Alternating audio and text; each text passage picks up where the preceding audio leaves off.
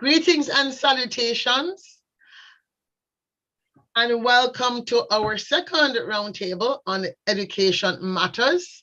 We are going to be talking about disability and in its broadest sense of the words, and what needs to happen to ensure that these populations are not left behind. We have been working on this topic for some time since we were joined in ICS, a program board member, Andrew Sharp, an education committee, and his organization, Authentic Caribbean Foundation, has taken the lead in really creating partnerships in Boston and opening up doors in the Caribbean region. And so I will leave after I share my fabulous, what they call it, PSA. I must share my PSA. I worked so hard on it, I've got to share it, okay? So let me share my PSA and then I will shut down.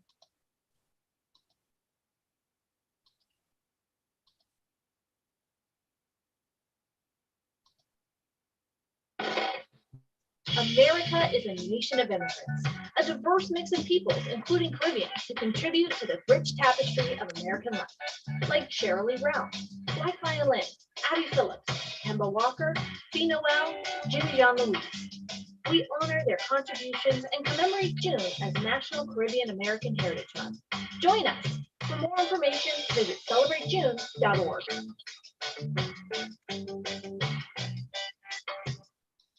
So we're celebrating June. The whole month of June is Caribbean American Heritage Month, and we are so delighted that we're doing it against the backdrop when we now have a vice president who is of Caribbean heritage. Noting that the first secretary of the treasurer, Alexander Hamilton, was born in the island of Nevis, and here we are, almost 400 years later, first vice president of Caribbean heritage. That we know of. Who knows? There might have been others that were Caucasian or of Caribbean heritage, but we didn't know. So with that, let me turn the floor over to Andrea Sharp and leave you to your panel. Take care, all. Thank you so much, Dr. Nelson. Welcome, everyone, to an important topic that sometimes we overlook, disability. And it is with great pleasure that I'm happy to be presenting with our distinguished professors, doctors, and everyone that is here with us on the importance of disability education. We see that with disability, education is critical. Disability equity education brings a unique disability perspective to education, as we have developed a strong network of experts on inclusive education. With us is Professor Dr. Louise Michelle Vital. Dr. Louise Michelle Vital is the director of the International Higher Education Master Program at the Lesley University, where she also co-directs the institution's Institute for English Language Program Beyond Borders. Broadly, her interests center on a country and regional focus on Haiti and the Caribbean students' experience in higher education, scholar practitioner preparation, and critical reflexive practice in academia. And Dr. Vital is here with us as one of our panelists. We also have with us Christy Castillo Almeida. Christy has worked in 5 countries in the Caribbean in the public relation lobbying for women's rights, events planning, and running the Chamber of Commerce. She has been a public speaker about autism and disability inclusion for 12 years. In 2020, she founded Autism Belize. Most importantly, she is an autism mom who lives for the 3 R's. So we are happy to have her as a panelist with us, and also Dr. Jacinta Higgs from the Civil Society Bahamas, former director in government for gender and family affairs, including persons with disability. What a great panelist we have with us speaking on an important topic. We never know when we become disabled. So education in this field is so vital as we prepare our teachers, as we prepare our caregivers, as we prepare the community, how to deal with, how to respond to persons with disability. Welcome, panelists. Just wanted you to say hi to our audience who is listening, and I'll say pass it on to Dr. Vital. Greetings, everyone. I'm delighted to be here. Mr. Sharp, thank you for the introductions, and I'm looking forward to hearing what my colleagues, my panelists, fellow panelists have to say. And when we begin, I'll probably focus my remarks on supporting students who have been diagnosed with a disability in higher education. And so what do we do after we successfully support them in K to 12, and what can higher education do to address those challenges as well? Thank you. Thank you. And I move on to Christy Albida. Hi, thank you for having me and being here. I'm interested to hear what everyone has to say. The paper that I've read, and everybody's focusing on a lot on the higher education portion of things. Realistically, boots on the ground in the Caribbean, in Belize, we are not even there. A lot of our policy didn't even address high school, much as tertiary education.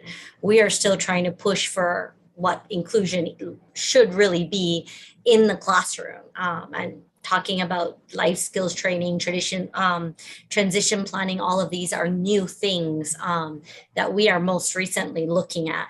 So we are a ways away, but we do have some policy and some plans in place to try and catch up.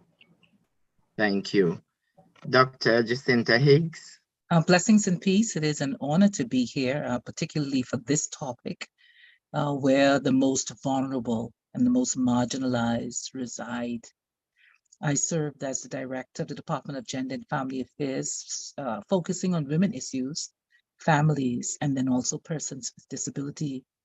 So here in the Bahamas, I'll share a little bit. We have the laws. We are again, though, but they need to be amended, as was shared. There's so many new and innovative and critical matters and issues that have arisen since the past 20 years, 10, 15 years.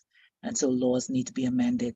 My focus, though, will be on the United Nations, and because, again, that's where I resided for the past 3 years, meaning there is a convention on the rights of persons with disability. And again, do teachers know? Do lawmakers know? Do civil society, how much do we know? So that we can, again, keep government feet to the fire. And then more importantly, how can we write parallel reports? Meaning, what are some of the stratagem to use to get them to do what they need to do? Thank you very much. Thank you. We see the International Development Bank developed a policy brief on education for all, advancing disability inclusion in Latin America. And there has been many reports and, information out there and policies that have made. But what we're going to look at with our panelists is what are the challenges and what are some of the opportunities? And I will start off with Dr. Vital. What are some of the challenges have you seen in the disability education? So I'll be speaking, again, as I mentioned, from higher education perspective and my experience in the US. And I think that one of the challenges is that although there are acts that support students with disabilities in education and that have been around for a long time, we know from the student experience that they're still experiencing challenges in the classroom. So they might not get accommodations in terms of textbooks, or they might experience faculty who are not really knowledgeable on how to better support them, or they might experience their diagnosis as a medical condition on campus, but the social aspect of integrating and having an exclusive experience is overlooked. Sometimes facilities don't have the capabilities to support students who might have mobility challenge or who might be visually impaired, or students who have other needs might not have access to appropriate technology. And so I think there's opportunities with not only anecdotal information in terms of how students are experiencing higher education, but also research-based or evidence-based practices that can be implemented. And I think that, at least within the US standpoint or context rather, the American with Disabilities Act and the Section 504 of the Rehabilitation Act provides a groundwork for universities to draw from to be a lot more inclusive for students with disabilities, but in practice, it falls short. And so those are some of the challenges being experienced right now. And I'll just say one more thing before I move on, is that there are a lot of supports, I believe, in K-12 education, but if we truly want students to be fully integrated and have the capacity to have good quality of life, then presenting those with opportunities for higher education should be included as part of that educational lifespan. And for that to be successful, higher education needs to be better prepared to receive and support the student population. Great, thank you, Dr. Vital. And I know we're going to speak more about the work we have been doing from the US to help the region to gain some of these, So I'm really glad that you have mentioned that. Now I'm going to go to Dr. Higgs. What are some of the challenges? And you're based in the Bahamas. What are some of the challenges? And I was just there in the Bahamas visiting the schools and seeing some of, what is there. So speak to our audience. Thank you. Again, and I like to start with this one only because it's critical: lack of funding to do the following. One, to implement measures or clauses that were placed in the act. So the act is passed, all right, but there has to be funding, sustained funding to do what? We don't even have inspectors to go around and monitor whether the business houses, as the act mandates, have ramps. Simple. So therefore, even with regards to the curricula document, in some cases, all of it is concentrated in one or two specialty schools. But you may have persons, Dr. Nelson mentioned it earlier, we are 700 islands and keys, 35 of them inhabited. And so therefore, as we want to say, no child left behind, no family left behind, really and truly, my child is, so example, my child is already born with a disability. My husband, my family, my heritage, my roots is in Ragged Island. So that's so far away from Nassau, Bahamas, the capital. And so are you saying to me that I must leave my husband to go to New Providence so that my child can access the facilities as the other children with disabilities are able to access?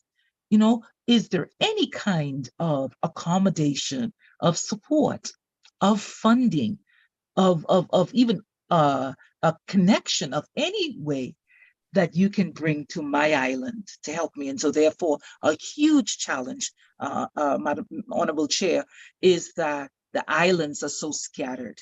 And so therefore, in the rural communities, it is a challenge. You have to make the tough decision. Another challenge is that there are laws, there should be action coming from the law, but there is no follow through and no report. So therefore, what are the mechanisms in place to ensure that the rights of persons with disability are protected? So those are some of the key challenges that face us in the Bahamas, and not just in the Bahamas. I can speak generally for the Caribbean because I've attended conventions, conferences, meetings for the past 3 years in almost every corner of the planet. And you would have the same kinds of lament coming from my Caribbean colleagues. Thank you so much, Dr. Higgs. And now we're going to circle around to Belize, and Dr. Amelia Christie Almeida. I know you're here with us. I am. I'm not allowed to put on my camera though. I'm sorry. I got booted No off. problem. We're starting it out, you know, technology. Yeah. Technology. And I was on for 2 hours listening to the previous conversation and didn't have an issue. And of course, now that it's on disabilities, my internet dropped. So I got kicked out. I'm so sorry. No problem. What are some of the challenges have you seen? Oh, great. We got you There we back. go. Great. All Some of the right. disability, especially in Belize. In Belize, as my colleague said, Dr. Higgs, Challenge. there is that the policy and the legal framework. Belize signed on to the Convention for the Persons with Disabilities in 2011, but never signed the optional protocol, which gives us the power to report on what has been done, or in our case, not been done since 2011. So that is a big issue. What I found too is the lack of data. We really don't have the data. The Ministry of Health, Ministry of Education, it's scattered and not far reaching. Like when we're talking about persons with disabilities, we have to keep in mind we're talking about physical disabilities, we need to talk about special needs, and we need to talk about mental health. And in the broad scheme of all of those, we just don't have the accurate data. Other challenges are inadequate infrastructure, the lack of training and human resources, and then insufficient support services across the board. And so it has to be, like I said, from when I introduced it, we really have to start from the ground when we're talking about trying to gain true inclusion. This unfortunately should not be just a topic on the side on disabilities. If we're really going to get to inclusion, we need to talk about persons with disabilities at every topic. When we're talking about health, when we're talking about agriculture, when we're talking about the green economy, whatever it is, we need to figure out, okay, how does it apply and what are the challenges for a person with disability to get in?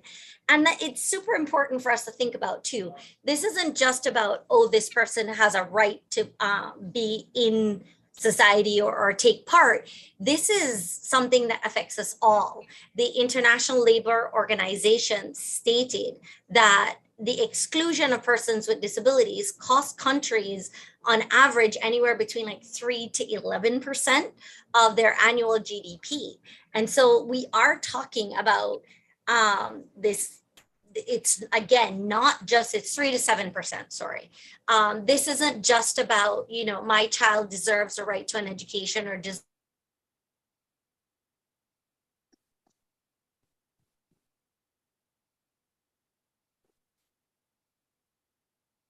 Hello?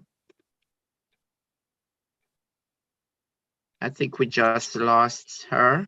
She'll be back with us, as internet sometimes can give us problem. But that is so true what has been said here. From America looking in, from the diaspora looking into the region, we realize that much work is needed to be done. Dr. Higgs just spoke about Bahamas implementing, and we found out that I would say 10%, I call it 10% of the region has a Disability Act, but there's several other islands who have not implemented a Disability Act. And then when you look at the Disability Act that some of these countries has, they still have not implemented the act itself. Why? Because again, supportive services, training, and funded is needed. And I will pivot to Dr. Vital on the work when Authentic Caribbean Foundation, myself, disability is dear to me because I keep saying it. I could be a lawyer. I could be a judge. I could be a man on the street. I could be a student, and I can become disabled tomorrow. So it affects anyone. So we decided that it was so important. And as what Christy Almeida says, right across every sector needs that training and that support. So the work we went on with Professor Vital in terms of training special ed teachers and general teachers, and also looking at the health sector, looking at the tourism sector, looking at the fire, police, and many other sectors that really do need that training. And I'll have Dr. Vital speak more in detail on that. Sure, thank you. So last summer, the Authentic Caribbean Foundation and Leslie University came together to offer an institute that was focused on teaching for neurodiversity, building inclusive teaching and learning classrooms. And our country partners were St. Lucia, St. Vincent and the Grenadines, Grenada, Jamaica, St. Kitts and Nevis. And we have another country that we are working with this summer, but I'll let Mr. Sharp decide if he will announce that. But it was an intensive week-long training. So each country had their own week focused on them, up to 100 educators, K-12 educators, educational administrators, and leaders, members of the Ministry of Education and the Office of the Ambassadors to those countries. And what I will say, and during the week, we focused on neurodiversity as it relates to ADHD, dyslexia, autism spectrum disorders, universal design for learning, and inclusive pedagogical and curricular approaches. And what I'll say is the main takeaway that I had, I know each educator probably had a different takeaway, are some key things that need to happen. And Dr. Hicks, I think you spoke to them. One is from the top down, there needs to be funding available to support training and ongoing supports for not only students, but their families. And policies need to be developed. If they don't exist, then they need to be implemented. They need to be sustainable and updated. Next, I think that when we think about supporting students who have disabilities, that it shouldn't just be those who work in special education, but all of those who interact with students, because students have these needs on the playground, in the cafeteria, in all their classrooms, right? And families, parents need to be involved with the strategies that are developed. Third, I'll say that there needs to be a cultural shift. And so, yes, I was born and raised in the US. My family is from Haiti. And I know that, within the context I grew up in, sometimes what we know now as educators were actually challenges as they related to neurodiversity. In the before times might have been observed as the student is misbehaving, this child is being intentionally disrespectful. And so they would be responded to in that way, as opposed to there's a neurological challenge happening that needs to be addressed. So that's a major takeaway from our institute last summer. And then finally, a dispositional shift for educators in terms of having the belief that they have what it takes to support students, right? That whatever it is within them that led them to be teachers can also lead them to support all students, right? And so it's just a matter of understanding the various pedagogical approaches to better support students, as well as the understanding of curricular needs. And so the intensive training last year was heavily practice-based. We didn't just talk a lot of theory. Teachers were actually doing the work. We had experts come in and lead them through modules, and they did work on their own in breakout groups and shared in larger groups throughout the week. And so some of them felt like they did an intensive master's program in 1 week. But I think those are the four major takeaways. And then again, I'll say on the last day, we had individuals from the Threshold program at Leslie University come to talk about the program we have for students who are in the higher education space. And so I think teachers left last summer realizing that the support that they have for students who are neurodiverse does not need to end in secondary education, that they could, for those where it's possible, they could begin to create pathways for those to continue in post-secondary education, or maybe career preparation or life skills for living on their own. So I'll pause there because I could go on and on, but it was really a great experience. And I think a crucial partnership between Authentic Caribbean Foundation and my university. Thank you so much. And we were so glad that when we started this, the Education Forum with ICS 2018 at the Massachusetts State House, where we were looking at how we can, bridge the gap and connect the resources that we have. And this is how we were so happy to have Professor Vital with us. We also found out, after analyzing, and I saw someone put it in in the chat. Yes, Disability Act is so crucial because it's binding. You know, these governments sign on to the International Human Rights Treaty and part of the 2030 Sustainable Development Goal. So they have to. But again, the act can be a piece of paper on the desk, creating dust and not being implemented. And some of that's why we decided to work with Leslie and work with various islands to see how we can help them to implement. Next, we want to look at how are they implementing it in the island by going there and looking at ways of implementation. I know Dr. Higgs, my visit to the Bahamas was to look at the training that is coming up in August with the special ed teachers and general teachers. And that was something that came out of our meeting with the director on the implementation, because as what you said, sometimes the implementation is lacking, and how we can really work on you know, providing that kind of support, especially from the diaspora here. Opportunities that exist in education. Oh, Christy is back, great. So some of the opportunities that lies for the region, and also here, let's not forget about our own Caribbean American community also, for those persons with disability here too. So what are some of the opportunities that lies for disability education? And I go straight to Christy.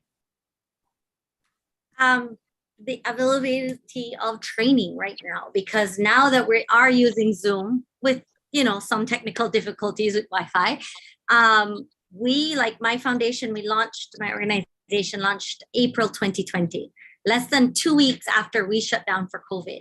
On April 2nd, we had our first Facebook Live presentation, and I've been doing trainings ever since. Prior to this, you know, there might have been 1 or 2 trainings for teachers a year. Now, in this year alone, we have been able to do 15 parent and teacher trainings for an average of 150 to 200 teachers and parents. Since January, we've done 15. And this is because we are able to tap into our diaspora and to the professionals all around the world. We've had trainers from Australia to Jamaica to US and Canada that can help our parents, because we know we have the lack of services. So we are training teachers and parents to provide some of the services that our kids need, but because we don't have speech and language pathologists or behavior therapists or whatever, we can give them the tools by offering these trainings. So we have actually capitalized on this whole online thing and taken advantage of professors and professionals all over the world to help give our teachers and our parents hands-on strategies and tips and tools on how to work with our kids with disabilities. So teacher training, parent training, this is working. It really is, as long as, you know, they want to do this. You know, you always have somebody that might sign in just to sort of listen, but as long as they're willing to apply the tips and the strategies, and we keep it at that level. We're not training our parents or our teachers to write, you know, thesis papers. We explain why the behavior is happening or what's going on, and then we give them real tools and ideas on what they can do in the classroom or at home to help their child. And the response has been great so far. Great, thank you. And Dr. Higgs? Mr. Chair, just coming off of that. So again, I own a school. I'm a 40-year veteran educator. I had to make the decision to hire persons with disabilities, but only because of the training and the capacity building that was afforded to me outside of the classroom, outside of being trained as a teacher, did I make that decision to hire a young man with severe muscular disability, and then also now another teacher. Additionally, I had to make the decision to allow my school to be pegged as, stereotyped as, a school that accepts children with the full spectrum of Asperger's syndrome symptoms, you name it, we accept them. Again, though, because there is understanding that the child is filled with the divinity of a greater being of God. And so therefore, our role, even teachers, so we have some students who literally is sent sometimes to the principal office just for his own special time out, just to get his work done, or he is sent to the culinary teacher to go and make some cupcakes just to help him manage through what the challenge is at that point in time. And you literally have some students who have to help to carry a child, lift in some cases from one room to the next. So therefore, the training and capacity building that they're both speaking about, it cannot just be for special ed teachers. Because I remember going to the university as a teacher, and the special ed teachers would go that way, and then we went that way.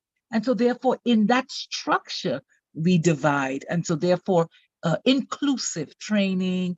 I love what she shared about the Zoom capacity. I say Zoom, but they're different platforms.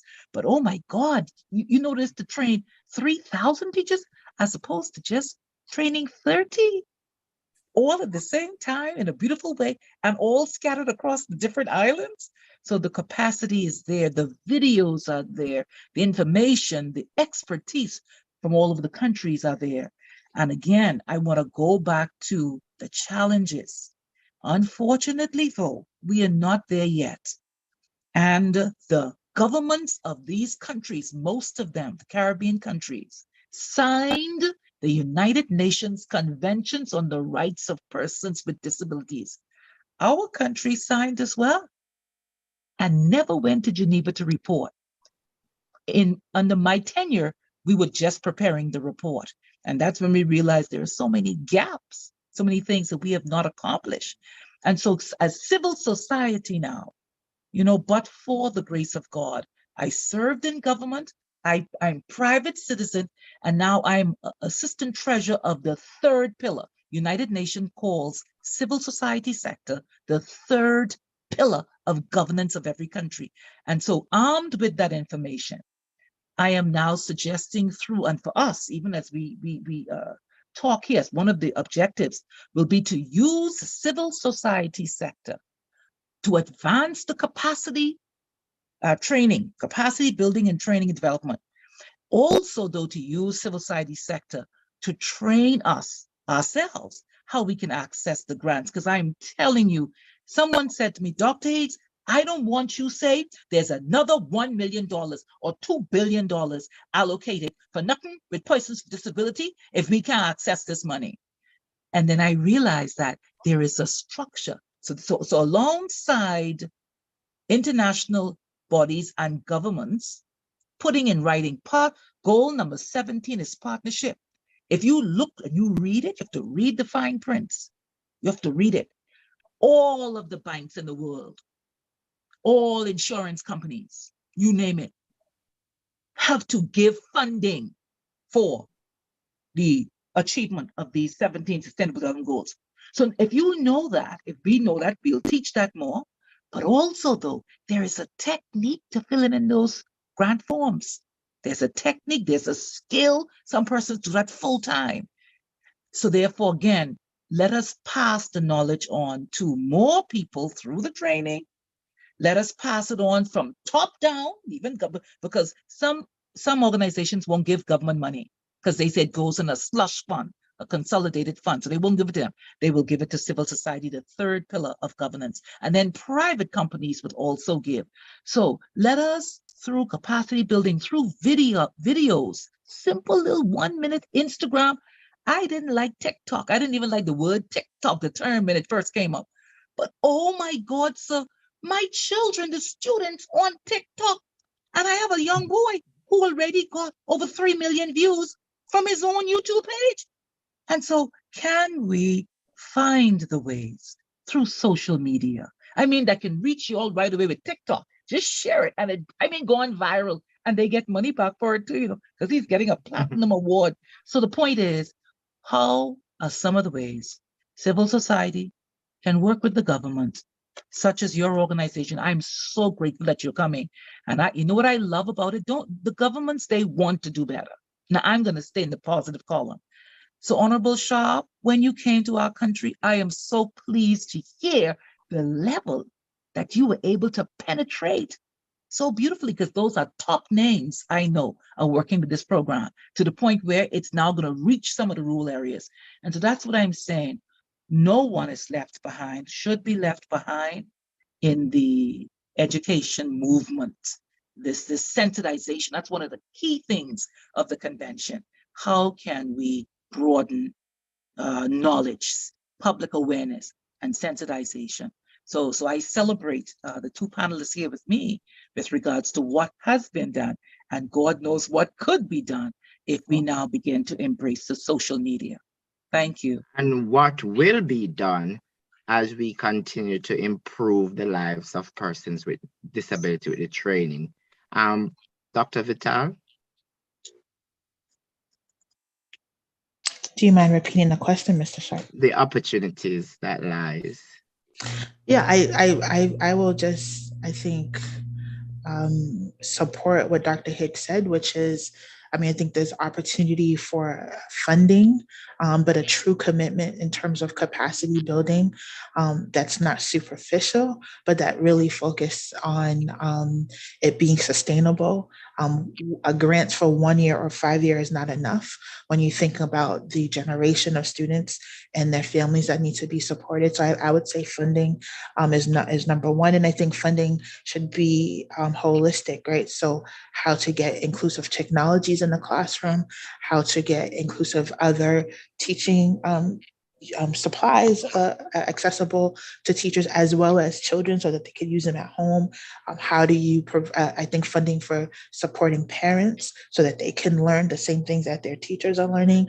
I think that funding for intensive training as it relates to educational leaders, so whether it's principals or those on the ministry level, as well as increased legislation, and that any legislation that is developed, that it's not just in name only, but that it's actually part of the fabric of the country. So, we all know that money is important. And I think starting from there, that it will then hopefully impact pedagogical and curricular shifts, as well as dispositional shifts as it relates to supporting students with needs, not just in the classroom, but outside the classroom as well.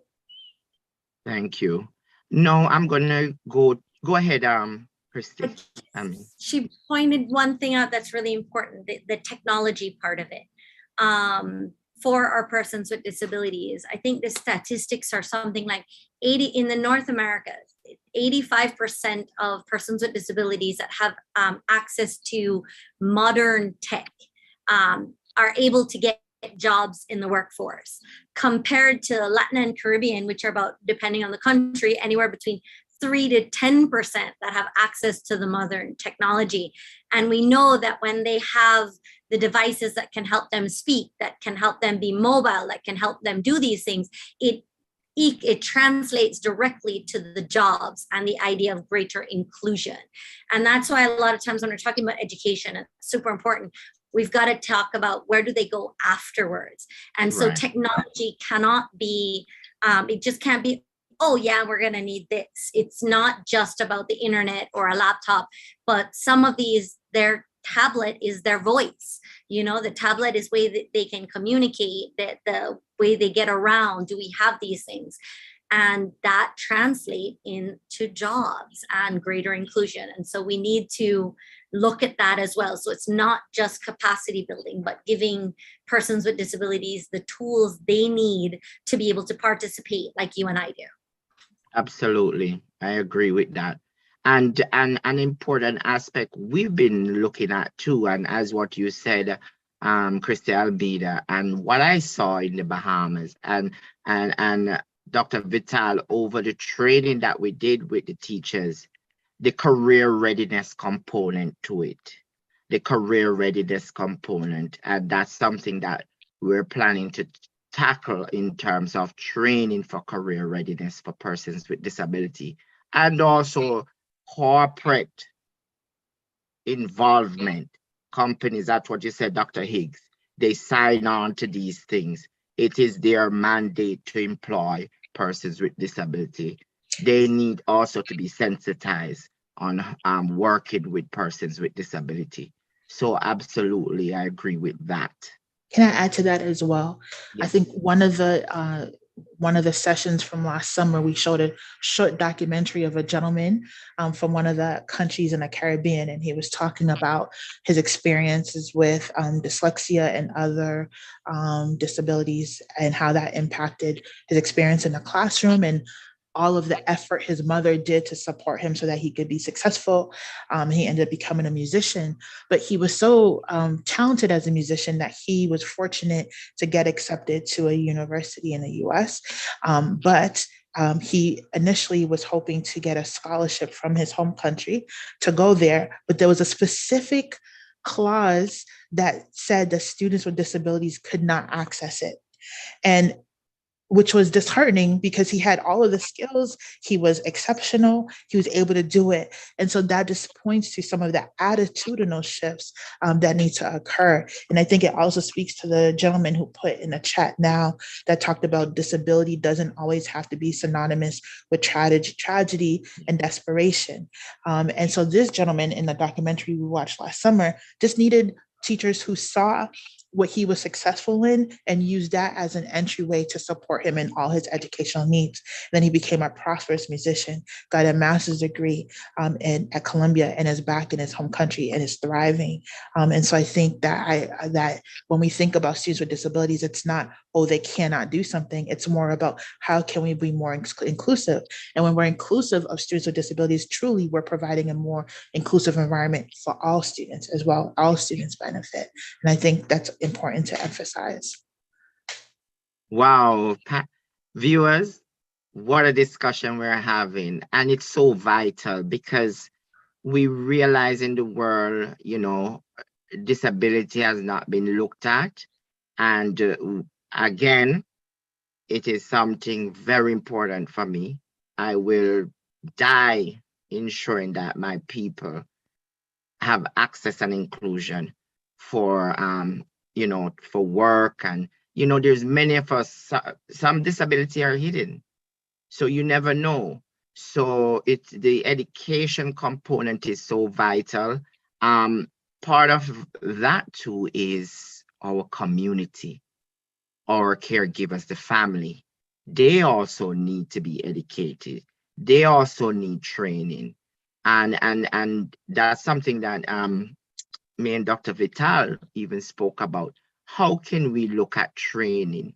Are there training that will provide support to caregivers and communities, personnel? And that's why we decided that, let us take it to a broader extent to include other sectors, because as Crystal Media and Dr. Higgs, you say, everyone is interact with it. And your report, you just stated the numbers that the US has and the Caribbean has. How can we bring that number up in the region? So, it's so vital. Disability education is crucial. Dr. Higgs? Just wanting to share that, again, using this platform, they talk about physical. So physical is one of the immediate things that we would think about and see. Then you talked about learning challenges. With each one of those that we would find, then Christy mentioned earlier the mental, I think it was sort of the mental challenges, you see, because that's another one there as well. COVID exacerbated or intensified a lot of these experiences. Oh my God, persons were in their homes unattended because you couldn't go in because was fearful that you wouldn't bring them COVID. And so therefore, we saw deaths as a result, despair, as a result of the COVID experience, that barrier. And then, so we talked about attitudinal, Dr. Vidal talked about attitudinal barriers. And so combing out these barriers, making them known, because I am telling you again, I don't remember being taught this in all of my years. I went to the doctorate degree in education. I was schooled here in the Bahamas, University of the West Indies, and the United States. And very rarely did these, I don't remember aspects of persons with disability concerns and needs and solutions coming before my paper, my desk, my laptop. And so therefore we must find simple ways again to share about attitudinal barriers where we just stereotype people, simple stereotypes that come from, we hide children. People hide children. They don't want them to be seen. Then not only that, and one of the reasons is because when you bring them out for a walk just to get the sun, people gawk, and people, I mean, they don't mean any harm. I want to stay in the positive. They don't mean any harm, but they will look, then they will even point and touch people and say, look, don't mean any. So again, the sensitization, these are simple things, but these simple things will lead to lawmakers who go in informed and then will move. Just one amendment will ensure that the act or the amendment comes with $1 million funding that they can find from other things that they're doing, the traveling and all the different kinds, all important, but still the sensitization is critical. Then she talked about the educational barriers that the children have. I worked with a young man. It was something, assistive device. I don't remember what it was, but it would have allowed him to answer his phone and to speak to people. And I told him, write a letter up. I wouldn't say where, but write a letter. This is how to do it, asking for it, because it will make you more productive for the Bahamas government. And he was denied or even ignored. And so therefore, again, the devices that are needed to help them. You have income barriers, because the teacher that I hired, the young man, I would never forget him. Mr. Russell, never. Mr. Russell couldn't even stand straight. He walked with the walker. He couldn't stand straight. Mr. Walker taught chemistry and physics in my school, and I am telling you, my school record shows that that's the best national examination results my school ever got from him. But again, there are people will say, well, he's disabled, so he should get less. You can't do that. Oh, well, she's disabled. She can't move around and go to the classrooms upstairs because we don't have an elevator. So therefore she should get less. No. So there are laws and there are protective mechanisms. And so we need to tease them out, talk about them. And I heard someone earlier said, and it must be done from child, from baby, but particularly for sure, little books must be written. So where is the subvention or the monies or the funding or the working group who's now going to put together a book, a whole series of children's books with regards to identifying the concerns and the needs and the resolutions. And so again, it must be a multi-pronged approach. And again, I'm saying engage private sector, engage civil society Bahamas, and do not assume that because someone ran for election for government, was voted in, and now sits in cabinet in the Caribbean islands, that they understand they understand the realities. It is our responsibility in a beautiful way, non-judgmental way, to educate them. Thank you. Thank you. You said a mouthful just now, but it's true. You said you were educated all around and you didn't learn about these, and you're an educator. And so this is part of our problem. Dr. Stephen Shore, he's a professor with autism, and he believes there's a 4-step process, right? Awareness, acceptance, appreciation, and then action. And for a lot of the Caribbean, because we've kept our kids hidden away, because we've really been practicing segregation and possibly in some cases integration, but not true inclusion, people don't know. So they will stare. My group, we run a website, we do a weekly blog. We call it A Parent's Perspective. And a lot of it is to share our story so people can understand. Because one of like our most recent stories was a parent that took her daughter out to a restaurant to have lunch for, mother-daughter lunch. And because the staff kept staring because the child would stim and make these vocalizations, they got so uncomfortable, they asked the food to go and they had their mother-daughter lunch in the car. This is just a lack of understanding more than anything else. So yes, we've got to start at the awareness and the acceptance of it. But I think where we're going to really start to get is that appreciation for businesses. When you talk about, businesses hiring and schools willing to accept these kids and everything else, it's about getting them to start appreciate that they have something to give back. Google is one of the largest employers of autistics because they recognize they're less likely to call in sick. They're less likely to show up for work, and you give them a task and they're going to be so focused on it. So there are strengths. Yes. And once we can start educating the public and get them to understand that with all these various disabilities, whether it's a learning disability or anything else, there are strengths. They can appreciate it. It will be easier for the greater inclusion. And I keep saying greater inclusion because inclusion isn't just about having a school accept a child with a disability and say, oh, look, we have this child, or we put in a ramp or a handicapped bathroom and we are inclusive. Inclusive has to be something we're continuously doing and working on. It's not just about a bathroom or a ramp or being able to, oh, I have a child with Down syndrome at my school, so I'm inclusive. No, it's what are we doing to consistently work with that child and consistently teach everyone else why this is important and get that appreciation for their value. And that has to be done in the workplace. We go into companies all the time to explain to them there is value in hiring someone with a disability. And we need to understand and learn to work together because that's going to be it. And so I think for the Caribbean, we've kind of got to look at those steps, see where we are and tackle it from sort of a multi-sectoral approach. And we have to keep being vocal and make sure that we are at every stage of it. This isn't just us talking at education, but the next time there is something on agriculture, we've got to be there and say, oh, great, you have a grant on agriculture. How can someone with a disability accept this? And will that grant include assisted technology so that they can do farming?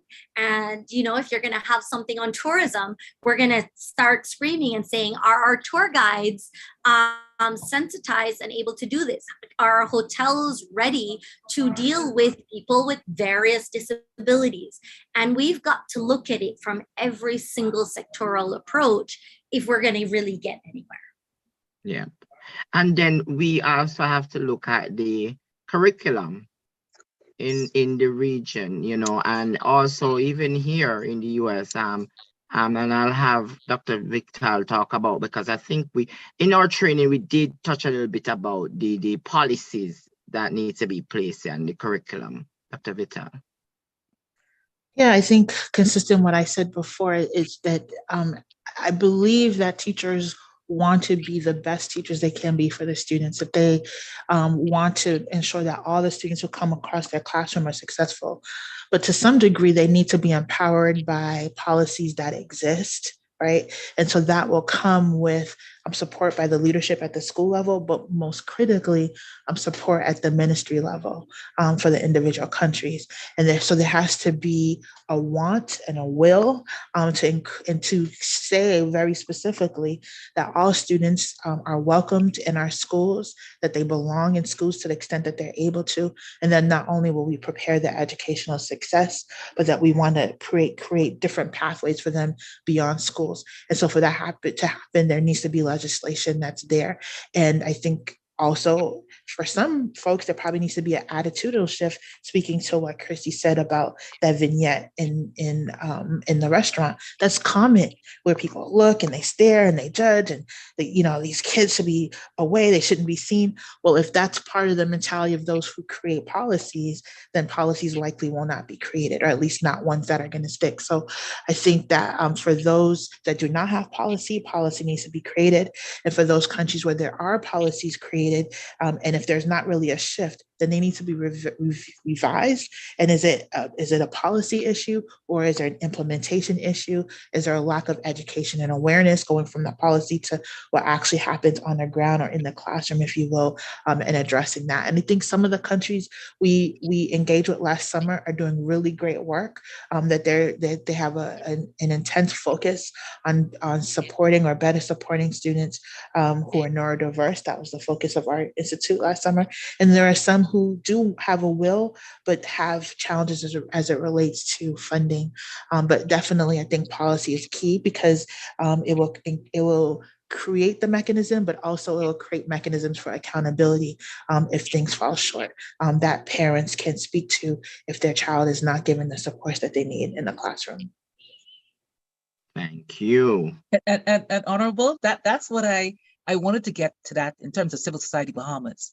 So I did not know that once the government signs, and I'm telling you, out of the 200 plus countries around the world, most of them would have signed on to or endorsed the Convention for the Rights of Persons with Disabilities. There are some protocols, like she said, they did not sign the one where they have to report, so they may have gotten away with that when it first came out and people didn't know. But if we know about that, I'm telling you, you can begin to write letters to your legislation. You could get all the persons with disability organizations and even others and school students. Hello? We can flood their office with regards to the need for them to report and give an account, because they ought not to have signed onto that if they weren't going to give account. Now, also, I didn't know that we can write parallel reports. They used to call them shadow reports. So a shadow report is, in the Bahamas, if my government, and they're getting ready to go to Geneva, they'll travel, they'll take all delegation. I had to sit before a committee with CEDAW, that's the one convention for the elimination of discrimination against women. And so that one was very intense. They all are, because they are asking, is your government doing what it said according to this document? And that document is not from the United Nations. The United Nations is the evaluator of that, the assessor in terms of, but that those documents were put forward by civil society Bahamas and government agents. And so I'm saying that to say, as simple as, let's do several little videos on how civil society are empowered by the United Nations to write a shadow report or a parallel. Shadow sounds clandestine. It sounds like, oh, that's a bad thing. So then the United Nations just told us a few years ago, we must call them parallel reports, because civil society is the third pillar ordained by the United Nations. So we have rights and empowerment opportunities to meet at that function, at that level, while the government in one room, civil society, we're in the next room, young people in the next room. So could we get together with the young persons and with children, with parents and families and organizations to begin to, and guess what? We can draft one letter and then you just let them send it, just customize it for who their member of parliament is or what the government is. But we can do that, flood their inboxes. So can we take, that's advocacy and action, because we are talking and then they will do some things. But again, it has to do like this, because while we're trying to train those teachers, then some other things are happening. Or the budget, the teachers can be hitting up against a barrier because the money ain't there for them to buy the kinds of materials and equipment and technology they need for their classrooms for those students. So therefore, let's hit from all fronts.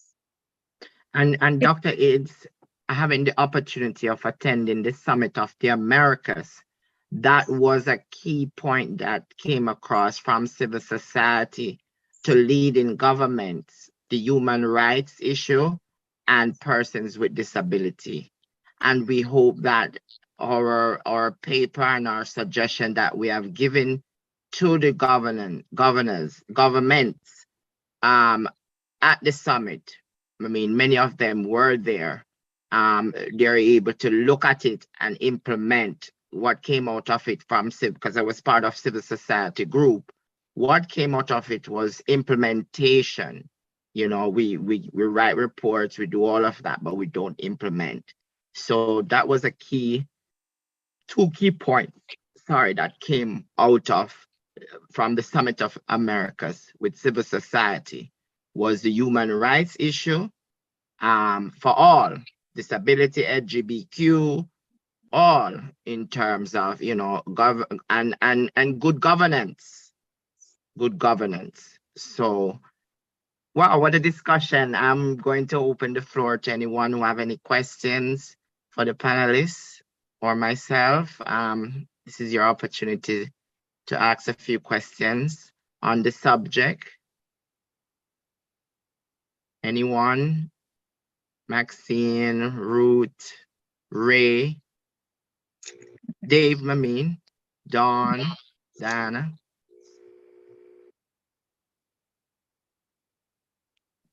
Dave, Ray. Whilst they're chiming in, Honorable Chair, I just also, again, keep going back to the Sustainable Development Goals, and definitely goal number 10, reduce inequalities. In there again, there's a goal, there are targets, and there are specific indicators that every country is supposed to fulfill by 2030, but they can't wait till 2030. I have seen an increase in focus, in attention, in accountability or reporting by countries generally, Caribbean countries generally. So as we move towards closer to 2030. So again, even if just letting people know number 10 out of all of them and what's under number 10, and then we will say, well, government, here is a checklist. Can you please see how we can fulfill this? You know, any monies that we can give towards every year they mention in budget right now, our cabinet ministers, our members of parliament and cabinet and Senate debating the budget. But if the persons with disability organizations and those who have oversight for that area did not give specific budget, so that's one thing I just wanted to say to please, you cannot expect what you don't inspect.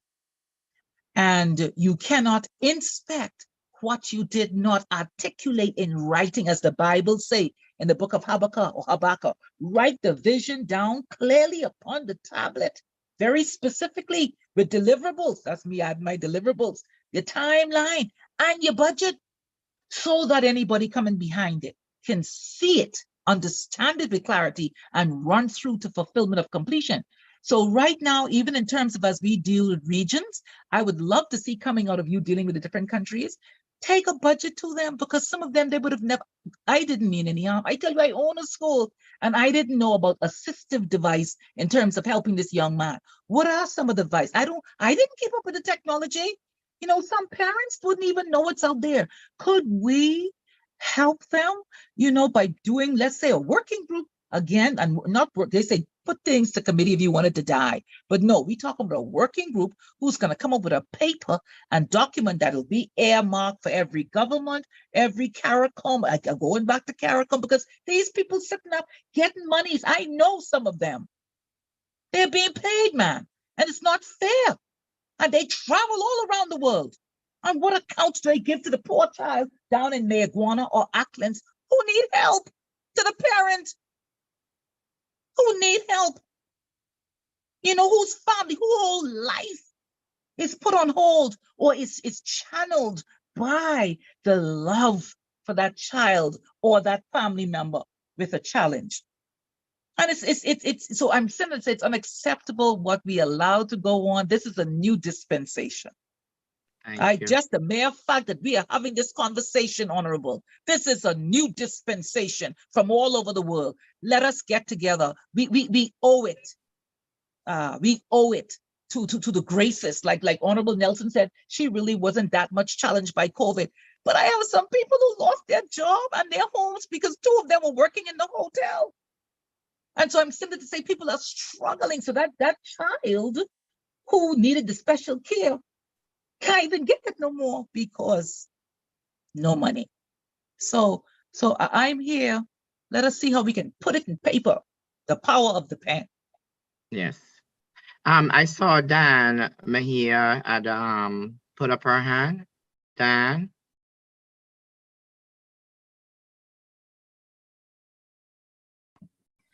Hi, good morning, good afternoon. I just wanted to share, I'm from Belize. I'm the Chief Executive Officer in the Ministry of Education. And I have really been listening intently. It's been a joy to hear the comments and to know that we're not alone either.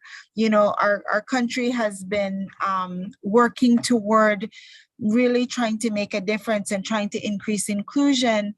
And I also wanted to, I want to acknowledge the work that Christy has been doing through Autism Belize.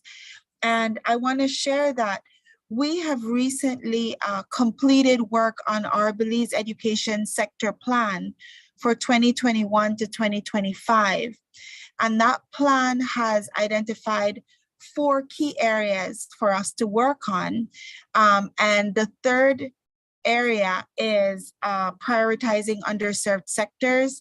We have special education as one of the key areas for us to work on. And the first strategic action there says that we are going to strengthen the legislative, regulatory, and policy framework to ensure that children with diverse needs have equal access to quality and relevant education in the most enabling environment. It's been a long time coming for our country. I really, you know, I'm so grateful that we have people like all of you in your various areas of our world who are fighting for a community that has been so long ignored. And so for our part, you know, for our ministry, for our government, we're absolutely committed to beginning to make a difference. We know that we can't solve all the problems right away. There's so much, it's an uphill road that we're climbing here, but we're doing it together, and we're trying to make sure that from the standpoint of policy and legislation and everything else, that we want to be able to move forward to make a difference. So I just wanted to make that contribution and to thank you all. Thank you so much. And Belize, you are already listed on our next training. So we look forward to working with you guys. And I'm happy to hear that, especially from the ministry on the work. So discussion like this and what ICS has been doing in terms of importantly strengthening civil society, creating partnership collaboration is also key. And you know, it took me a while, you know, when we started out, our foundation is now 10 years, and to be able to I think we have gone up three points in terms of what we have done with disability, and we plan to do extensively more. It's not an easy task, especially when you're dealing with the government, and as what Dr. Higgs says, when you're dealing with persons who really don't understand or who looks at it as a stigma, you know, to get it through to them. But there's many work to be done in terms of education and infrastructure is so crucial, so crucial. Any other questions or comment from the audience?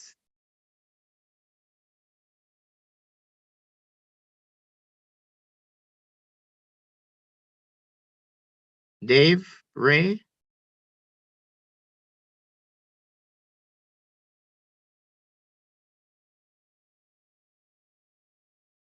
Well, we'll continue. Dr. Vital, any other information and input on the discussion, and also Christy Malmeda and Dr. Higgs? I am really excited to hear what Ms. Diane, I believe, shared about what's going on in Belize. And I think that is exactly what we're talking about, the top-down needing legislation of focus, it be something that's measurable, right? And hopefully sustainable. And I think Belize clearly is an example for other countries to look at if they're in the beginning stages of developing ways to better support students or those who need support as it relates to diversity, neurodiversity. Yeah. And one of the things too, ACF has realized too, as a grassroots organization, education in all, even from the community level, has to be done for us to, so it's like top, bottom coming together. So that becomes, we'll see the changes. We might not see it immediately, but the changes will be happening because then the awareness of persons, educating the community, and then educating from the top down so that they can really, because even sometimes when you educate from the top up, our community, how we need people, oh no, government, oh no, that. So we got to also sensitize our community. And that is so crucial. And the caregivers, because they do need support and they do need to understand, persons with disability. And do understand how many people, I'm from Jamaica and we just ratified the act. How many people know about the act and what is in the act and what is it for and how they can be implemented and utilize it? Not a lot. So we have that work to get done also. So honorable, I served as a senator in the Bahamas Parliament from 2007 to 2012, coming off what you just shared. And it's almost like a game. And it is a game that's not funny, And so when you see me smile, it's to couch my heart so that my heart is not hurt by the pain. We passed an act that dealt with the amendments. This was sexual offenses, but again, what I'm about to share is what you just said. And in that act, persons who were 16, if they were caught in sexual intercourse relationship, these are in school, so you're talking students or anyone. So it was a law, voyeurism. If you use your camera to do certain things in terms of taking people in certain vulnerable acts, etc., compromising acts. And it went on and on. So there were about 13 new things that we were amending. We were improving, amending. And the penalties were, in some cases, 20 years in jail. So when it was finished, so I went there as a teacher. And when it was finished, everybody bop, bop, bop, bop, like, excited because your government just passed a major amendment to an act. So then I looked at all of the lawyers. I was a teacher, always was. So I looked at all the lawyers in there, and I looked at all the private citizens in there, and there was one other teacher, but the person sitting next to me, I leaned over and I said, well, when are we going to go into the schools to let the students know this? Because a boy can make a mistake and it could be 20 years of his life. When are we going to have a PTA meeting to tell the parents about this act? And so cool and calm, as if they didn't understand what I was saying.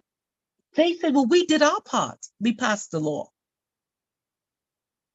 But I am telling you, no one knew to go and tell the guidance counselors to prepare these children to be guided. And even guidance counselors could have gotten arrested if they didn't report certain things. So I'm saying that to say to you, I had to go with an NGO, again, not government, but with a non-governmental organization of women. And I took the act and pulled it word for word down in simple format and did a little brochure. And then we mass produced them to go out into schools. That was almost 20 years ago, meaning that I even didn't see it since. And I know I did it. I tried to do it with my students in my school. But again, the harvest is plentiful, but the laborers are few. And so just what you said, all acts that we come across, or even the Sustainable Development Goal, we really need to tease them out. And then again, little TikTok videos.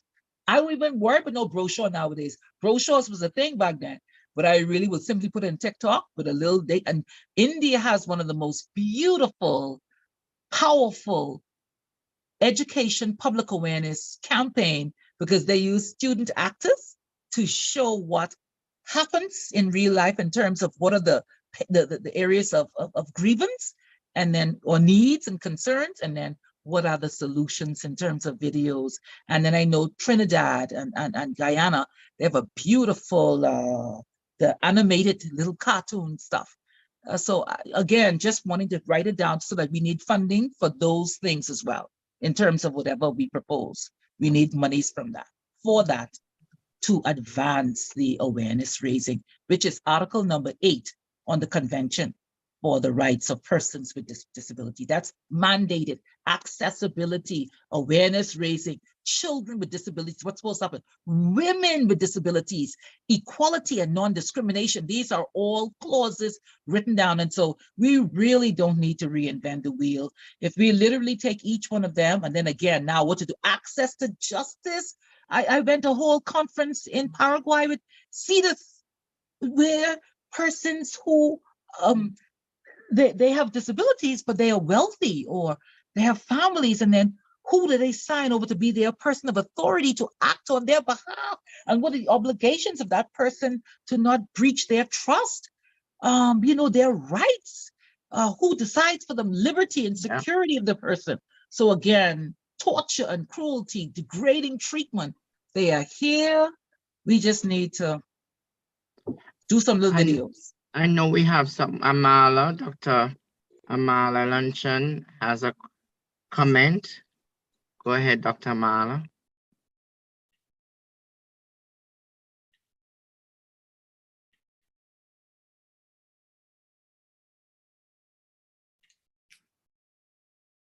Dr. Amala.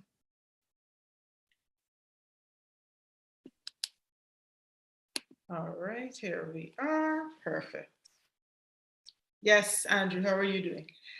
Dr. Higgs, I really liked the embracing of technology part of it, because it reminds me of yesterday, and I'm not sure if you were here yesterday, when we had the justices on the panel. I don't remember if you heard that, but one of the things we were asking them is whether they, as judges and justices, are being taught how to deal with things like AI, and if they have cases now where people are coming up with issues like, let's say people are being molested in the cyberverse, and people are, all these things to do with AI, how are they actually learning about those things? Are they learning as they go and that kind of thing? So it's important to understand that technology is getting ahead of us, and to see that it's being embraced by you in whatever form, whether it is TikTok videos or whatever, that puts us right where we need to be, in terms of getting a handle on this, as Dr. Nelson would say, transformative use of technology. So yes, I wanted to say that. Thank you so much, Dr. Luncheon. You so important. What I think Dr. Vital, and then we go to Christy. Amelia. Dr. Vital? In terms of final thoughts, or? No, you were going to make a comment before. Oh, early, yes. So when you were talking about addressing supports for students, I think one of the key words or my key takeaways from what was shared is a multi-pronged approach. And Dr. Higgs, you said that. And so it's not just legislation, as Belize mentioned, but it's what you said, Mr. Sharp, engaging with families. It's the training for parents. It's the attitudinal or dispositional shifts that need to happen in civil society, as you were mentioning, Higgs. And so Dr. Higgs. And so I think all of that needs to happen at the same time for change to occur, I think, and for change to be implemented. And my keyword, I think, for today is for it to be sustainable. So I think multi-pronged approach, I just wanted to raise that point again. So that's a key takeaway. Excellent. Thank you. Christy Almeida. I'll build on that because, we talk about the legislation and stuff, but we can promote inclusion and say schools must accept, but unless we give the teachers the tools they need, they were mentioning before, teaching about universal design, differentiated learning, that sort of thing. They need to know that, but they also need the manipulatives. We talk about technology, AAC devices. One of the first times I went to one of our special education schools in the city, the only one, they were watching my son run around because he had the iPad and like he's really attached. And like that's how he communicates. He's nonverbal. And I remember like it was like, what? By the time I left, I went back to them. They had over 40 kids at that school with no form of communication, no picture exchange, no sign language, or very limited sign, but nothing else. So now through my organization, we've given out over 40 tablets with AAC apps so that they can use to talk. And so there is the technology that's out there, but it's how do we get them in the hands of the kids that do, and then to train. Because it's not just about the kids learning how to use the iPad to say, you know, I want to go to the bathroom and basics like this, but that the teachers understand that they can't take away the tablet from the child as a punishment, because that would effectively be putting a tape over their mouth. This is now their form of communication, and that the community can understand and value what this is. This isn't a child that's playing with something. They might do that, but that it is something that's necessary. And so that's where the multi-pronged, because it's not just about the legislation and recognizing we need the kids in the classroom or whatever, but it's making sure that they have the tools, whether it's the building the local capacity of the teachers and the parents, but also the technology, the assistive devices, the AAC devices that these students will need to be able to participate across the board and in everything, and have everyone understand those value for it. And I think it's really important when we talk about these things, because if Dr. Higgs is an educator and someone who has their own school is just learning about, you know, AAC devices and these sorts of things, can you imagine the parent who has a 14-year-old child who has never spoken and never communicated and just thinks that this is who they are and their limit, and then talking to them and saying, no, we can have them communicate with you. We can have your child finally, after 14 years, look at you and say, I love you through a tablet. And I mean, blow the minds of all these families and give these kids who had tremendous potential, all of a sudden, the access to be able to do those things. Right. And that should be the next step for education. You know, what's the next step in terms of education being digital, and how to improve, enhance training in terms of equipment, using those form of equipment. And as I've been watching Microsoft and Google being creative in creating these devices for persons with disability for the classroom and for training. So how are we looking at the next step of utilizing digital for education system? And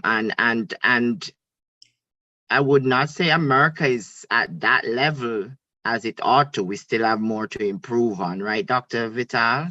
Yeah, I would say that COVID-19 really revealed the gaps in what the gaps in education, especially those who have access to technology. But on the other hand, I would say that COVID-19 provides an opportunity to reimagine education, right? Whether it's K-12 or higher education, because before the language might have been, we can't afford to give iPads to all students on spectrum who can afford it. Well, now everyone needs an iPad because they need to access education because they're learning remotely. So now what are the software that are on these technologies, or how can you use funding in terms of what COVID funding, if it exists, provides for education to purchase other educational tools? And then just as we are training parents to understand how to support their kids on how to turn things on and off, how can we support those same parents to also use educational technologies that support students with disabilities, right? So it's, I think, expanding our minds on how we can use this to leverage this time to support all students, and in doing so, being intentional about supporting students with technology. And I think partnering with, as you mentioned, Google and other major corporations that are wanting to have a philanthropic presence, I think supporting students with disability in that hopefully partnership will be a way to address the gaps that COVID-19 revealed. And it's important to point out that the tablets and stuff aren't the expensive part of it when we're talking sometimes about these apps. An AAC app that can grow with a child through their life, can cost $300 US, which, now you can get tablets for cheaper. So sometimes it's the apps that are really expensive on what they need. Yeah. And I think it also supports, it depends on the country context as well in terms of what's available or what's not. Yeah. Wow. And also, Go ahead, Doctor. So the equipment, as you said, the affordability of them, again, being relative in different countries, but that's critical. And then also with regards to, hold 1 second, please. You're muted. Yeah, sorry. With regards to the students, again, helping them through STEM. So you see the STEM, we just talked about that in the previous session. How do we use the science, technology, and engineering, again, the mathematical skills and arts, the STEAM. How can we use STEAM to create free? I know there's always a cost to it in terms of companies wanting to make money, but how can we engage students, especially children with certain kinds, because there are some of them that are brilliant. So there was a child that I took into the school. He couldn't read, couldn't write. He didn't communicate at all. He used to get foil paper, aluminum foil out of the garbage and make the Transformers. He used to make action figures and superheroes out of them, but he never communicated. And so in a beautiful way, I remember when he came and I remember when he left, and he spoke at the graduation, and his dad wept because he never communicated. Again, though, he also left as our cameraman. He was our videographer. So all of my movies, he was able to do all that, edit all of that. So how can we move them or give them the opportunity, talk with opportunities to, again, become so skilled that they could also become employable, functional, productive citizens, giving back to the economy in terms of the revenue, etc. There are three simple things, again, coming out of this. So again, how do we move the technology from an iPad to something that is even smaller, more functional, less expensive? And these may sound like big things, but I think let's write them down. As Dr. Nelson said earlier, when you write it down, when you look, you will see people and support and resources coming to you because it's coming towards the vision that it's written. So let us write it down because we really do need that. In all of the groups, and I just want to say it because they're not here, but they're in my ear. Every time we had something dealing with disability, they are saying there is no discussion without one of them at the table. And so I was glad to hear that you're talking about us without us. Without us. And so nothing about us without us. That is correct. So I was glad, Christy, that you shared about your son and all of us in terms of what we are doing. They're here. We nothing about us without us. And yes, though we are representing at this level, but then as we be very conscious, and I know you're working with Erin Brown here in the Bahamas. I reached out to her and celebrated her and tell her I was coming, almost as if I had to get permission to say, Ms. Brown, I'm coming on this show in a beautiful kind of way, just so she knows, that it's not intentional. And then another thing is, you see like how Dr. Luncheon just put this thing on, I could read that. They are saying that nothing should happen without the writing to the bottom of the screen straight through, because for those who are unable to hear. So just simple things that we don't mean no harm. We don't mean any harm, but just simple things that we put it out there consistently and in a beautiful, non-judgmental way. Because I always have to keep apologizing to her. Oh my God, Erin, or that we didn't hire someone. And the ACL, yes, we it's so crucial. Yeah. That's what you say, because even government and even general companies distributing the information it's critical to have an ASL interpreter and the closed caption, so that we are, we have to walk the talk the talk, we have to ensure that we're also practicing that. So thank you so much. Oh, what a discussion. Dr. Luncheon has a comment too. It may be important for the schools and family to communicate better. This way, both parties know what the student is doing in both places. And I will say that that is absolutely important. One of our biggest things that I always harp on when I do parent and teacher trainings is that our kids already have learn in a special way and have to do this. And if we're working on one thing at home and something completely different at school, we're just confusing and make this child's life a whole lot harder. So we have to have that strong partnership. So if at home I'm working with my child to develop speech and these are the 5 words, those are the 5 words that should be at school. If at school we're working on a certain behavior and this is the reinforcer and this is, the consequences for it, the parent needs to know what that reinforcer and consequence is so that it translates at home for the child, because then it makes it easier for them to understand what's going on, what they need to do and follow, and we'll see greater success that way. So it's an excellent comment, and I 100% endorse that, because that is something that I harp on so many times with my parents and teachers as we do trainings, that whatever we're learning, whatever we decide to apply, it's got to be done as a partnership. Whether if you're blessed enough to be able to have therapists to work with you, then it has to be the therapist, the teacher, the parent, the caregiver, whoever it might be. If you don't, and it's just the teacher and the parent and the dad, whomever is a part of it that's working with the child, engaging with them, everybody has to be on the same page with the same goals and the same things. That is super important when working with our kids. Another thing too, I realized too, is that the importance of capacity building. We find that, and I picked it up doing these training in the region, and even here in my state, Massachusetts, sometimes you cannot find an ACL interpreter.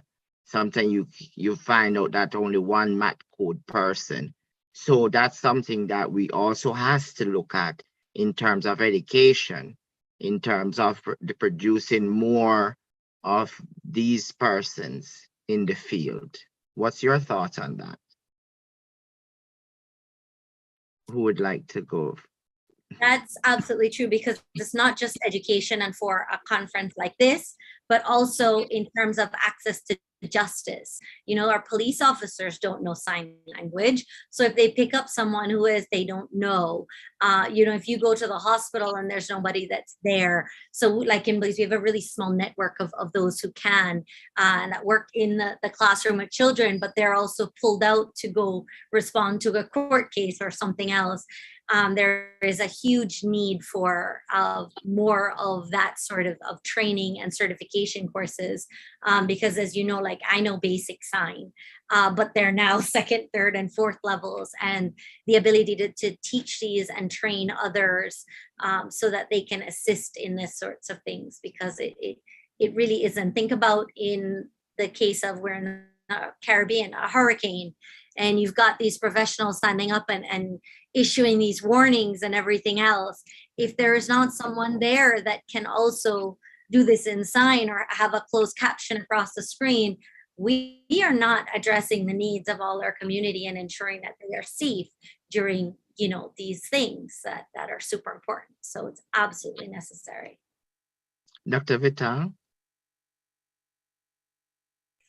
I don't know that I have more to share. Everything has been so thorough and comprehensive. I will just echo what was shared by Ms. Almeida.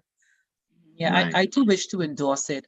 So therefore, ways again to engage those currently, like you say, because any day you could become a person with disability, but those who with abilities, how can you train, teach, prepare them more to again help more?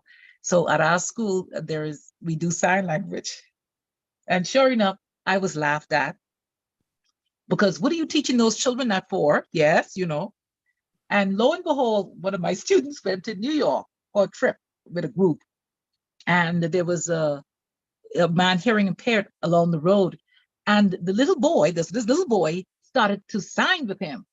And I'm telling you, they said that was almost like a showstopper, like a floor, like everybody stopped to see this engagement, and they tried to figure out where did he learn it, like how. And they said it was a beautiful sight, I'm told. And then it was beautiful for my heart because I was laughed at for introducing sign language in the school to a school where there wasn't someone that had that needs. So just again endorsing it is very, very important. I agree. Wow, what a good discussion. I'm so happy. And I must say, I have persons with disability in my family. So that's one of the reasons why it's dear to me also. It's, I'm so happy that we're discussing this on Legislative Week and also looking at how the funding is being spent and where it's going to, and importantly, that partnership. I know recently I heard that USAID had made available funding for this type of work.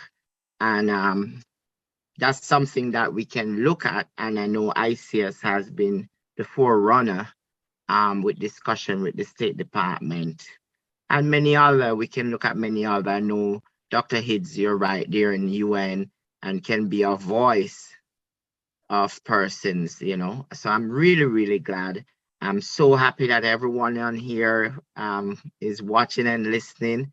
And it was really, really great. What a robust discussion. We can go over the points, the importance of training, the importance of having infrastructure that backs it up, and funding and policies to make it happen. And last but least, implementation of these training and policies that are there.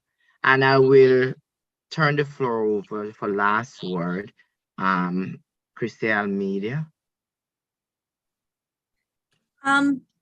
Thank you again for inviting me. I'm really glad we met up at the CSO. Yes, we met at the Summit of the Americans. So I'm glad we met there and I was able to participate in this. I would like to encourage everyone on here that we keep speaking, and not just in these pockets of groups. It's sort of like preaching to the choir, right?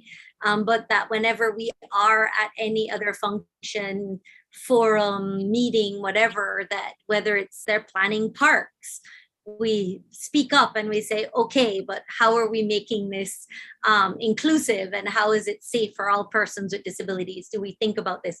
Because we have to come to the understanding that unless it affects someone, they might not think about it. It's not that they're deliberately trying to exclude this population, but it's just not something they'll think about unless it's in their daily life. And so it is on us who live in it, work in it, whatever, that needs to keep being very vocal and open about what the needs of our community are, and not being shy about saying, hey, have you thought about persons with disabilities, or about including sign in something, or whatever it is, because it's the only way we're going to get heard. I think a lot of times we talk about marginalized populations, and I really don't think, especially in the Caribbean, that we're a marginalized group. I think we are more almost invisible. I don't even think we've gotten to the point of marginalization. I think that would be a step up from where we are. And so we do need to speak up and say, hey, we're here. Can we think about us for a little bit? Thanks. Thank you. And Dr. Vital? Sure. What I will say is, when we consider the conversation today, just a reminder that supporting students with disabilities doesn't have to end in primary or secondary education, that we could imagine possibilities beyond that in tertiary or higher education, or vocational or technical training, or career readiness opportunities, in that the lifespan is beyond the age of 18. And so that we need to consider that as we're thinking about how to better support individuals or persons with disabilities. Absolutely. And I will reiterate what Dr. Luncheon says, the advocacy, and as what you said, Christian Miller, the advocacy is so important to everyone. And Dr. Higgs? For me, I remember several years ago, I was doing some personal development and trying to work out my bills, trying to get out of a slum. And one of the presenters said that, are you ready? If someone come to pay your bills, are you ready for your bills to be absolved and paid for? And everybody would say, yes, yes, yes. So he said, okay, then right now, I am willing to pay for bills up to, let's say, $5,000.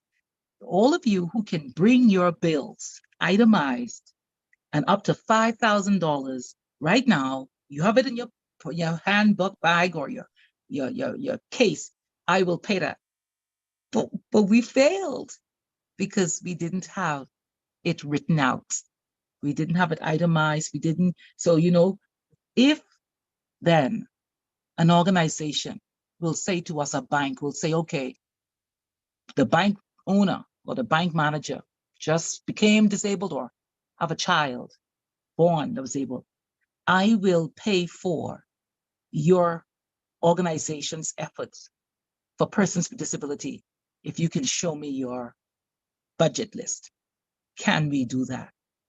And so the takeaway for me is, because I know for me, please forgive me if I kept hounding it, but it's where the buck stops and where the buck starts. I'm suggesting, please, sir, as a result of a resolution coming out of this or a recommendation, if we can, again, through a working group, again, once a week, Zoom, or once per month, because everybody's busy. But if we can take the 50 articles of the United Nations Conventions on the Rights of Persons with Disabilities, see, they have everything, almost every possible thing, but there's no money next to it. So that as we write for grants, we will give them this. This is noble. I told the people in the Bahamas, what I've read for the past 3 years is noble. My personal life, my professional life, and my divine purpose is moving towards the fulfillment or the sharing of these things, these documents. So if then we could just put some monies to it, we literally don't have to go and hurt our heads to write concept papers or grants. We will literally turn back to them what the United Nations says, and everybody want to be in sync with the United Nations.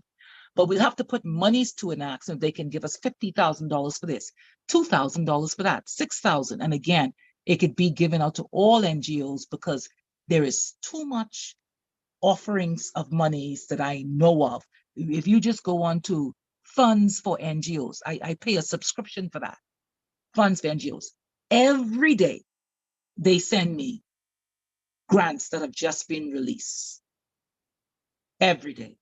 And so again, as a part of the capacity building for this whole topic, for the advancement of every child out there, those who are invisible, that's a serious word. They even ain't marginalized. You said they're invisible.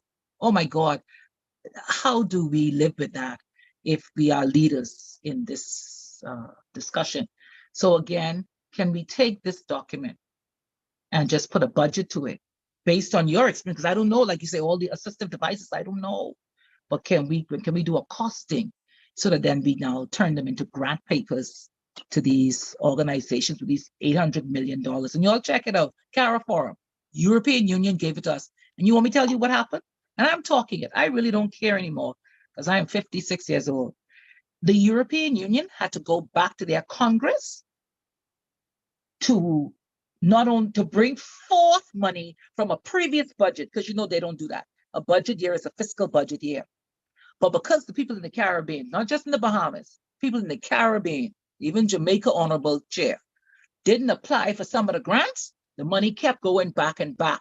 But now the United Nations is asking European Union, can you show us your report card, your annual report card of all the funds that you were supposed to give to the Caribbean, Latin America, Africa countries, southern countries. And they had to go to Congress to take a vote to let the money now double, $800 million. Right now, 2021, we ain't spent it yet. So And climate change is $100 billion. The United States, Joe Biden just went November 2021, and he committed 11 billion. The White House press, your White House press, they announced it. Yeah, Because I heard that. Yep. yeah, At the they summit. embarrass Yep. United At the States. summit. Yep. Yes, But that the is correct. issue too is it really hurts me when I hear they are not funding education. It really hurts me. And I know there are several countries that have defund education, have taken away money from education. So we got to play our part in terms of advocacy. And I know ICS has been the front runner. And we got to call a spade because COVID has really turned it up. Sure. Let me go into my patois. Really turn it up and show, the disparities within our communities.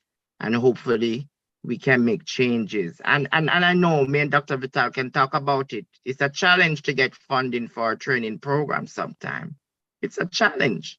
And it shouldn't be, especially when we're dealing with the vulnerable population. And money has been allocated for it. So we continue. Together, yeah. Let's go after it. Yes, sir. More, even more. Thank you.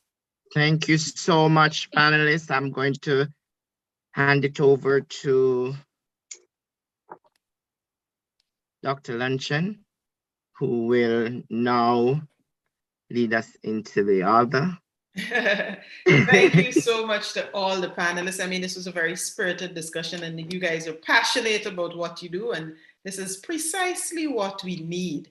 So I am happy to have Dr. Higgs saying, listen, just let me help you write this up and so on. I know where the money is hidden. She has seen the purse strings. So that is important. We understand. We've always known what needs to be done. However, sometimes that little hand-holding that is necessary to get us from, being at 60% to get up to 80 and then to 100%. That is what we need. So thank you, everyone, Dr. Vital, Christy, Dr. Higgs, and Andrew for your stewardship of the session.